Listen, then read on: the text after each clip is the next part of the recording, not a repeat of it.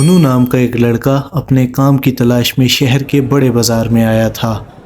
بازار کچھ سال پہلے تک اس سے بھی بڑا ہوا کرتا تھا، لیکن دنگوں کے چلتے بازار کے پاس والے کمپلیکس کو کچھ دنگائیوں نے آگ لگا دی تھی۔ اس حادثے میں کئی لوگ مارے گئے اور کئی لوگوں کے گھر بھی اجڑ گئے، اور اب اس جلے ہوئے کمپلیکس کی بلڈنگ، جو کبھی ایک شاندار سوسائٹی ہوا کرتی تھی، ایک دم سنسان پڑی رہتی ہے۔ پہلے تو کچھ لوگوں نے سوچا کہ کیوں نہ اس کا استعمال کیا جائے۔ وہ وہاں پر گھر بسانے گئے تو صحیح، لیکن کوئی بھی 2 دن سے زیادہ ٹک نہیں پایا۔ ان سب کا کہنا تھا کہ ان دیواروں سے آج بھی اسی آگ کی لپٹیں نکلتی ہیں، لوگوں کے چلانے کی آوازیں گونجتی ہیں، یہاں تک کہ اس بلڈنگ کے اندر ڈھنگ کی سانس بھی نہیں لی جاتی۔ اسی وجہ سے اس جگہ کو لوگ بھوت بازار بلانے لگے۔ کچھ لوگوں نے تو اپنا روزمرہ کا راستہ بھی بدل دیا، وہ 2 چوک گھوم کے آتے، مگر اس جلے ہوئے کمپلیکس کو پار نہیں کرتے تھے۔ سونو کو اس کمپلیکس کے پاس ہی ایک کپڑے کی دکان پہ کام مل گیا تھا۔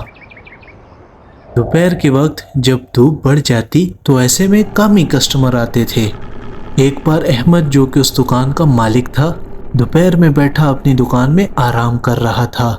سونو اور وہ دونوں بات چیت کر ہی رہے تھے، ایک دم سے ان کی نظر دروازے کی اور گئی۔ انہوں نے دیکھا کہ ایک لال کلر کی ساڑی پہنے ہری آنکھوں والی ایک لڑکی دکان کے اندر داخل ہوئی اور احمد کے سامنے آ کے بیٹھ گئی۔ سونو کو ایک بات عجیب لگی، وہ یہ تھی کہ وہ عورت بالکل خاموش بیٹھی رہی۔ اس نے کچھ نہیں بولا کہ اس نے کس طرح کے کپڑے دیکھنے ہیں، پر احمد خود بخود ہی اسے لال ساڑیاں کھول کے دکھانے لگا۔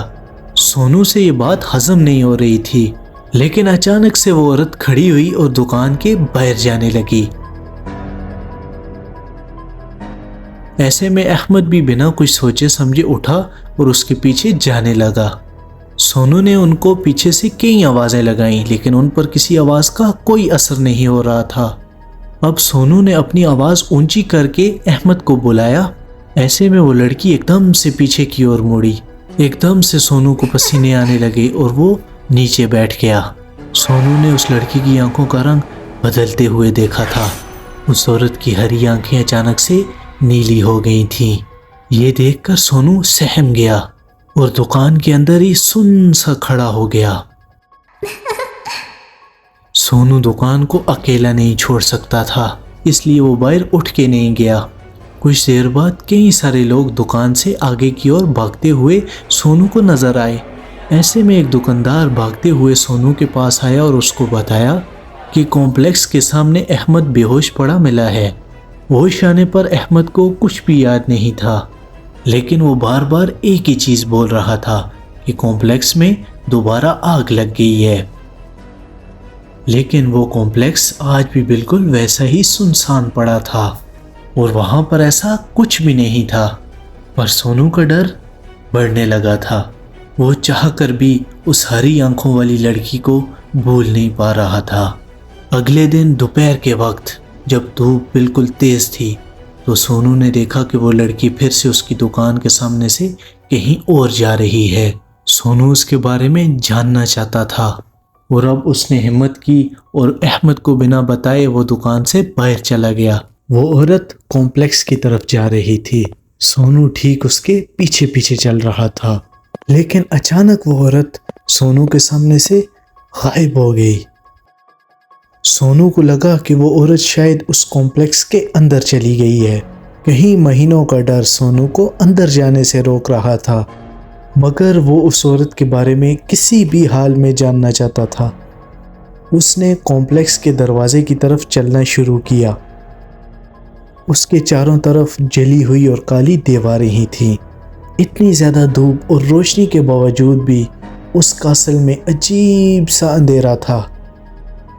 وہ جلی ہوئی دیواریں اگر کوئی غور سے دیکھے، کوئی بھی انسان سکتے میں چلا جائے، کیونکہ آگ کی لپٹوں نے اس عمارت کو ایسا گھیرا کہ وہ اب تک صحیح نہ ہو پائی۔